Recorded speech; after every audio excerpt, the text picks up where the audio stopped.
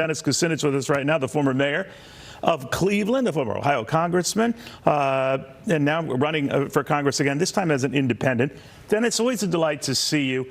What do you think of this whole predicament with Joe Biden and other Democrats now saying, you know, maybe it's time to hang it up? Donors are abandoning him, some big ones. Are you concerned? What do you think? Well, first of all, it's great to see you, Neil. Same here. President Biden is going to be pushed out. What would happen if he was? There'd be a fight over the presidential nomination, vice presidential nomination. That is what would tear the party apart. And the party was torn in 1968, but that was because of Vietnam. And the President Johnson at that time was looking at primary opponents. Right. Got to remember, in 2024, the DNC rigged the primaries. There's no opposition over war spending. You know, the election's not over, Neil. So here you are. Maybe you're adding to this mix by running as an independent to take back a congressional seat.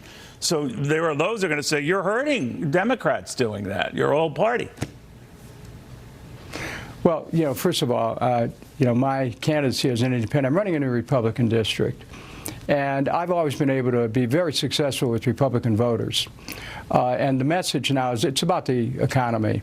And the people know me in this district. They know me very well.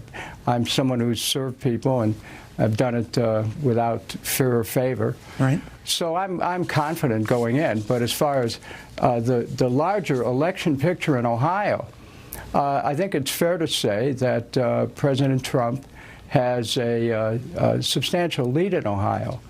Are you supporting Donald Trump? Candidates. It's about the economy. Are you supporting Donald Trump over Joe Biden?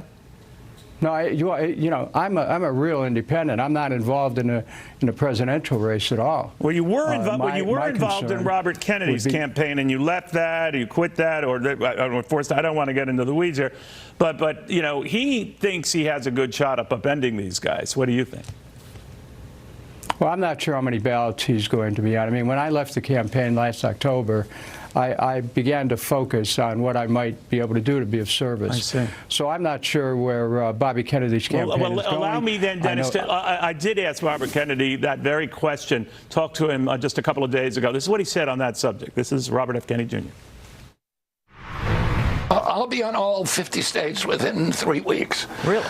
So, and the reason I'm already on more than half the states, let me put it this way so you understand. I have enough signatures to get on the ballot in more than half the states. I just have to hand them in. But the states won't accept them. They won't allow me on the ballot till the end of August because of the way their process works. So it would look to you that I'm only on the ballot in 9 states. But actually, we've done 99% of the work right now. So bottom line, Robert, just to understand this, I'm sorry to jump on you. You're saying you will be on all 50 state ballots by Election Day. Oh, yeah, by August. We'll be on 4 weeks from now, we'll be on the ballot in every state. See, Dennis, I don't just rudely interrupt great people like you. I rudely interrupted him. But the gist of that was he thinks he'll be on all 50 state ballots. Now, that might be a leap. But what do you think the impact would be if he were? Well, first of all, he certainly knows a lot more about his campaign than I do because I left in October. Now, if he was on the ballot in all 50 states, if there's any states which are toss-ups, he could play an impact. But, you know, at this point, it's speculative because we don't know that he is on the ballot everywhere. And he's my friend. I wish him well, but I'm not involved in the presidential election on anyone's behalf. I'm running in Ohio, and I'm focused on the needs of the people in a congressional district. Many of those people I've served over the years. You know, I think you're 77 years young. You're quick and fast on your feet. I would not know that you're that old. That's not old, by the way. That, to me, is young these days. But yet, you can have a situation like what Joe Biden's going through. He's just a few years older than you, but he's in a world of hurt. And a lot of people say cognitively he's just not up to that job. Do you think that's the case? And do you think further that we should start having these sort of demands that doctors examine presidents of that age or those who want to be president or close to that age more aggressively than they do younger? Well, first of all, the American people are going to be the judge of the fitness of someone for the office of presidency. And if someone can't serve, the 25th Amendment is the prescription for being able to move forward and make another choice. You've got two factors here, Neil. One is the nomination, the Democratic Party. I'm saying right now, I doubt very seriously that President Biden would be replaced, and I think the party would fall apart if there was a contest for the nomination. The second thing is the fitness of someone for the presidency. The 25th Amendment is very clear on this. If a president is unable to go forward, then the cabinet has to get together and they make some decisions. I don't see that happening either. I think that President Biden is in this election to stay, based on all the things that I know about politics.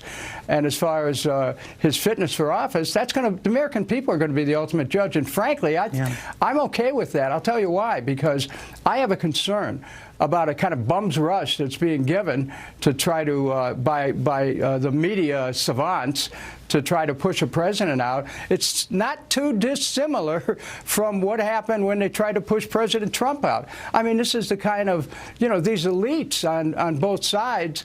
We got to be careful about yielding to that. Let the American people make the choice. Unless you're doing something really bad in office in real time, right?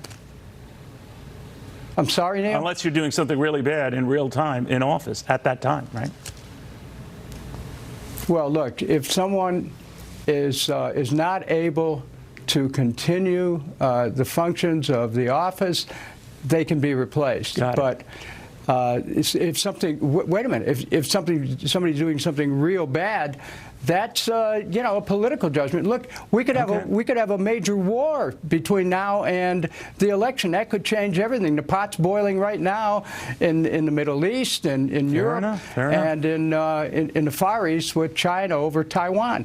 So this ball is still in play. This election, people would say, well, it's over. Donald Trump's the president.